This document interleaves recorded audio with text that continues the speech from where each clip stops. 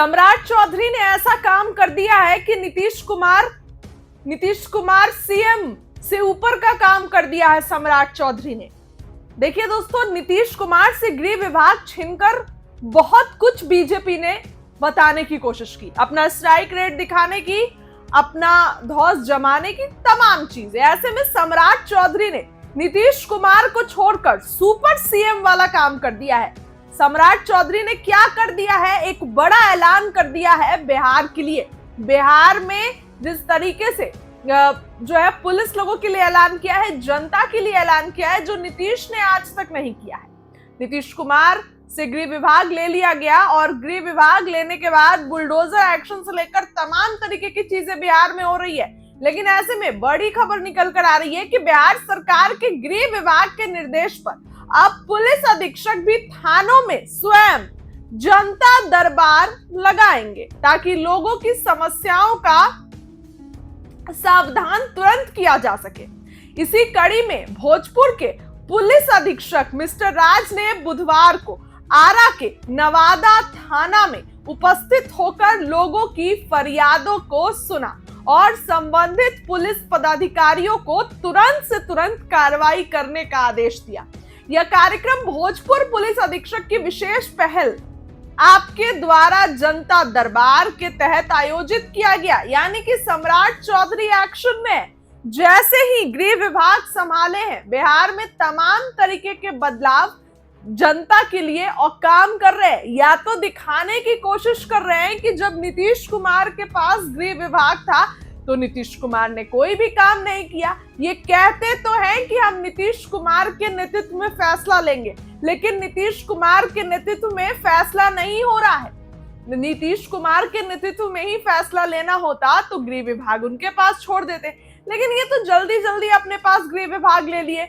बताऊं आपको कि एसपी मिस्टर राज ने स्वयं थाने पहुंचकर जो है जनता दरबार लगाया, जो इस कार्यक्रम की गंभीरता को और सम्राट चौधरी के डर को दर्शाता है।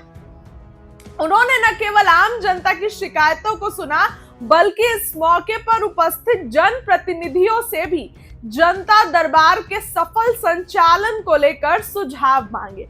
इस पहल का मुख्य उद्देश्य आम जनता से जुड़े मामलों को सुनना और उसके तुरंत समाधान सुनिश्चित करना है। इसके साथ ही इसका उद्देश्य पुलिस जनता के संबंध को मजबूत करना और पुलिसिंग की गुणवत्ता को जो है वो बेहतर बनाना है।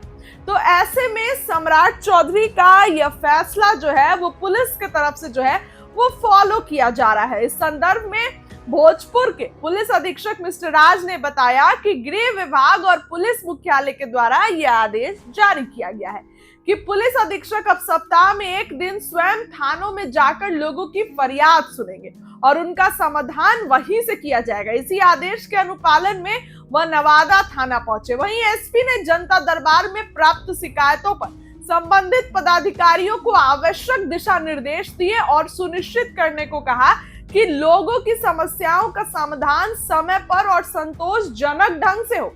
यह पहल जनता को तुरंत न्याय दिलाने और पुलिस प्रशासन तक उनकी आवाज को पहुंचाना है। तो अब देखिए, सम्राट चौधरी बहुत एक्शन में है, आए दिन जनता के लिए कुछ ना कुछ कर रहे हैं, लेकिन फिर भी बिहार में अपराध नहीं रुक रहे हैं। अब देखिए, ऑर्गेनाइज्ड क्राइम को तो रोका जा रहा है, लेकिन इस तरीके से जो क्राइम होते हैं इसको थोड़ा रोकना मुश्किल है। हालांकि पुलिस अपनी तरफ से बिल्कुल एक्शन मोड पर है, लेकिन फिर भी आरजेडी के तरफ से ये सवाल लगातार उठाया जा रहा है। फिलहाल इस खबर के लिए इतना ही। बहुत बहुत धन्यवाद। राजस्व भूमि सुधार विभाग के कार्यभार संभालने के बाद बिहार के माननीय मुख्यमंत्री नीतीश कुमार जी और देश के प्रधानमंत्री नरेंद्र मोदी जी के मार्गदर्शन और उनके नेतृत्व में एक बड़ी जिम्मेवारी है बिहार के अंदर भूमि सुधार का। जो बहुत सारे काम पहले से शुरू किया गया है, लोगों की अपेक्षा है कि इसमें बेहतर सुधार हो, क्योंकि विवाद का बहुत सारा कारण भूमि रहा है और लघु सीमांत हमारे किसान हो या यहाँ सबसे ज्यादा घनी आबादी के कारण जमीन की समस्या सबसे ज्यादा कठिन है। विभाग में हमारे नए प्रधान सचिव भी आए हैं, सीके अनिल साहब। हमारे जय सिंह पहले से ही हैं, कई पदाधिकारी हैं और हम सब लोग मिल करके अलग अलग विषय की समीक्षा भी किए हैं। लगातार समीक्षा के उपरांत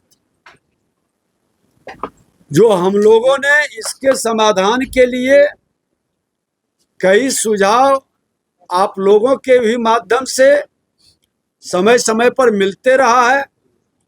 हमारे माननीय सदस्यों का और आम लोगों का भी आवेदन महाअभियान के माध्यम से लगभग इन्होंने जो आवेदन 46 लाख मंगवाए थे उसमें भी समाधान हो रहा है। 12 लाख के लगभग का अपलोडिंग हुआ है। फिर भी जब से हम बने हैं देख रहे हैं कि इतना ज्यादा भूमि विवाद का फोन और आवेदन निश्चित तौर पर